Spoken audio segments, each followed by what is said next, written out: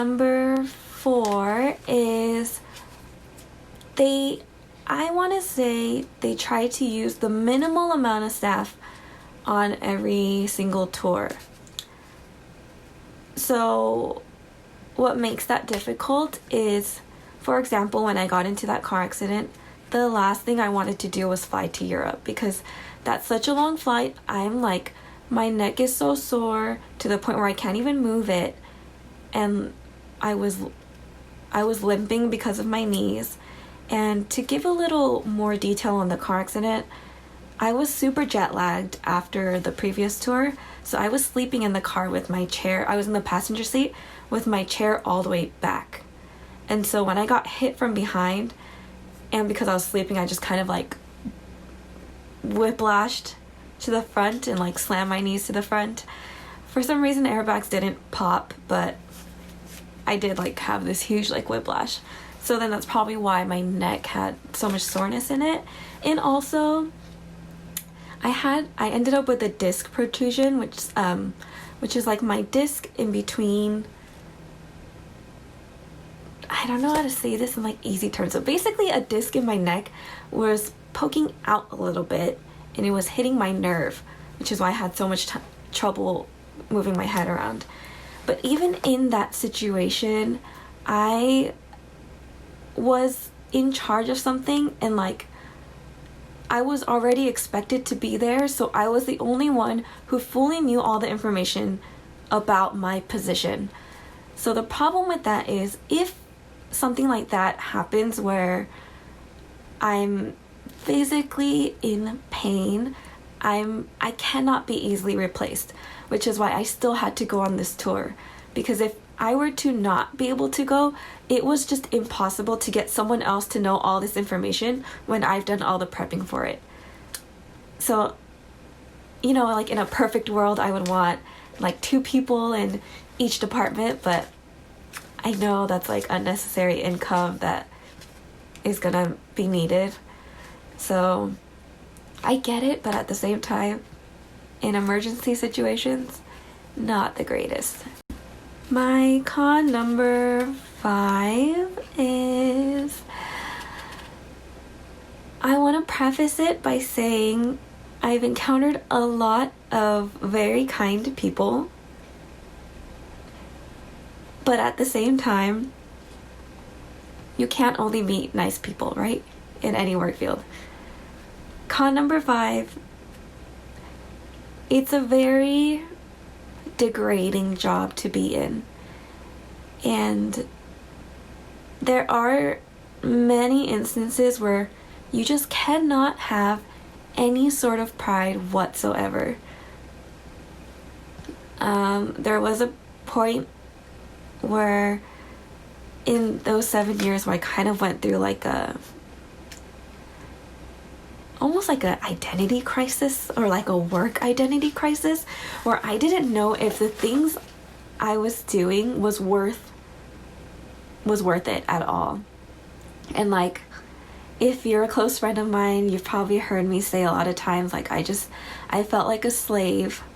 I would always tell people, like, joke around. They're like, a lot of people would be like, oh, that's so cool, you work for the K-pop industry. And I'd be like, yeah, I work as a slave for the K-pop industry. And I know nothing about being a slave.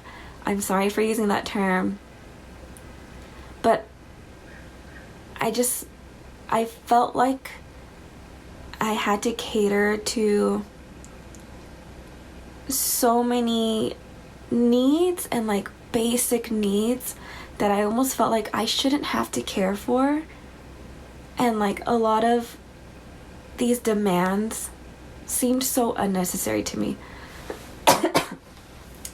Don't get me wrong, a lot of them were very necessary, but at the same time, it's like I reached a point where I'm like, do they really need someone like me to care for every little thing they do? Is this really necessary?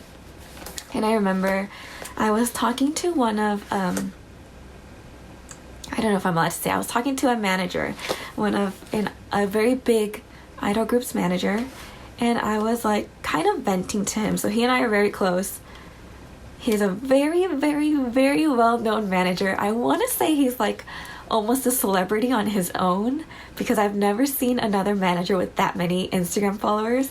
But yeah, anyway, I was talking to him about it, and I was like texting him, kind of venting, and I was kind of like questioning, like, is this right? Is the way I'm feeling right? Is it just me? Or like, does this mean it's time for me to quit? Am I just not being understanding? Like, I kind of need advice. And what he told me was, I have to just let go of any pride that I have. And in this industry, I am the person who was hired to be serving other people. And he just reminded me, like, I can't take things personally. It is my job. That is what I'm hired to do. And if I feel that degraded, then I'm just not meant for the job. And like, hearing that from him was kind of reassuring, because it showed me that I'm not the only person who is having that issue. I don't consider myself much of a prideful person, but even for me to feel that degraded, I don't know, I thought something was wrong with me, because it almost looked like everyone else didn't care. But it was kind of reassuring to hear that he too felt like we just have to let everything go. We are caring for them almost like a mother cares for her children. Not that I know what that's like, but I can only imagine it would be something similar. But yeah, it can be a very degrading job at times, and there could be a lot of lack of respect and gratefulness for certain staff, I feel like. Yeah. I do have another con that I thought of while filming my outro, so I do want to include this. Personal experience. Con number, I don't even know what I'm on, 6, 7, 6? I think 6. Con number 6 is you can never please anyone in this industry 100%.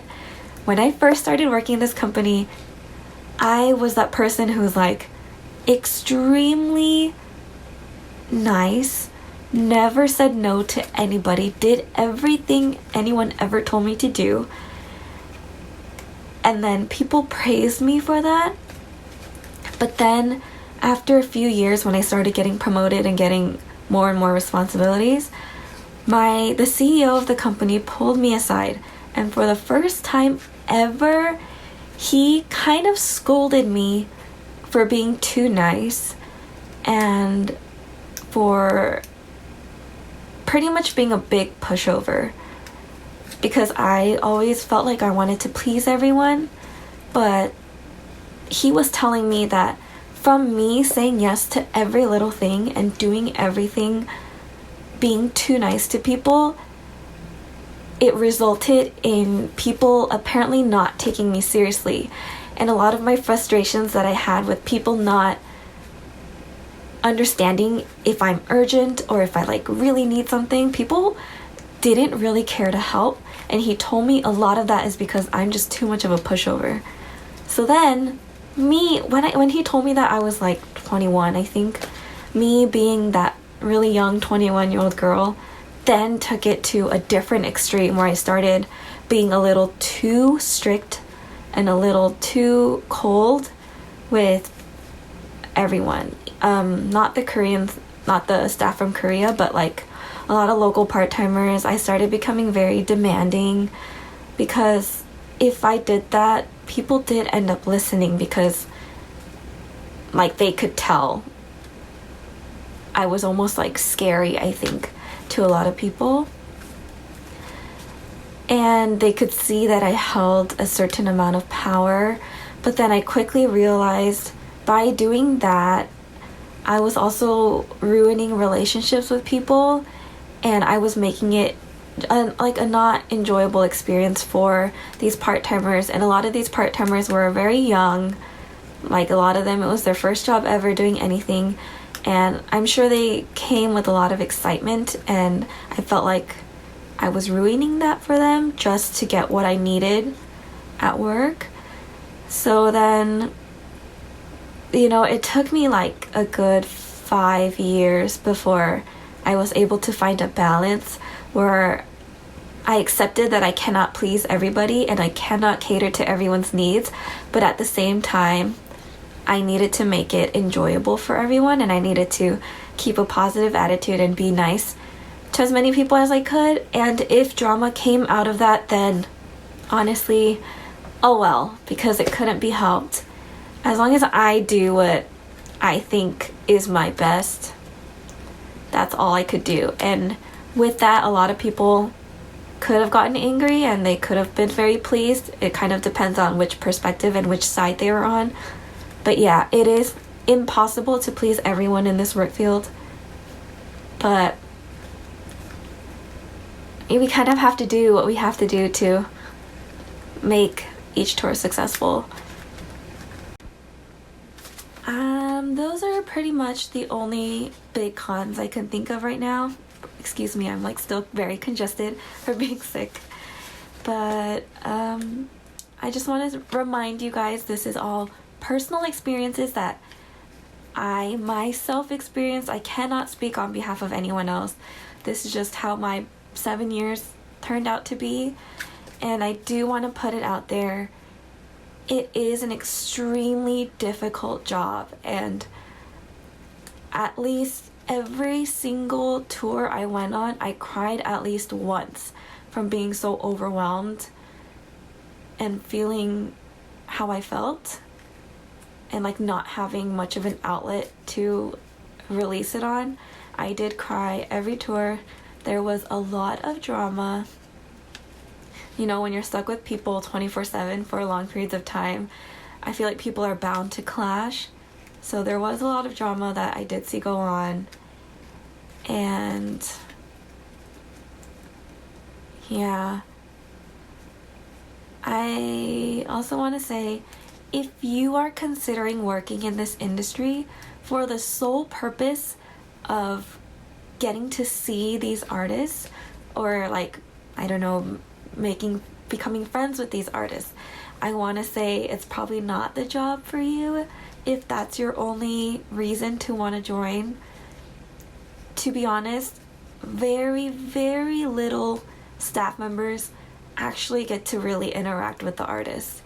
And it's like, it's not a pride thing from them or they're too good for us kind of thing, but it is for their safety, because you never know who could be a big fan and who isn't. So they just kind of keep it where just the most essential people who absolutely have to interact with these people are the people who get to do so, and everyone else, they got to stay far, far away from the artist.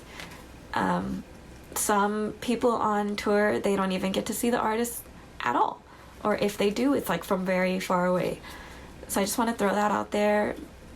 You cannot expect to see celebrities, and if that's your reason to want to join a company, you might want to reconsider.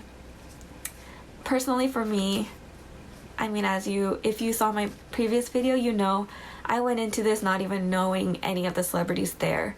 So I think that helped a lot. I was very numb. I didn't have any K-pop group I liked. I didn't really even enjoy the term celebrity. I didn't really like that term. I still don't like it to this day. So that kind of helped. But yeah, if staff members can see even the slightest bit of like fangirling, fanboying in you, they will put you as far away as they can from these artists for the sake of the celebrity's well-being and safety.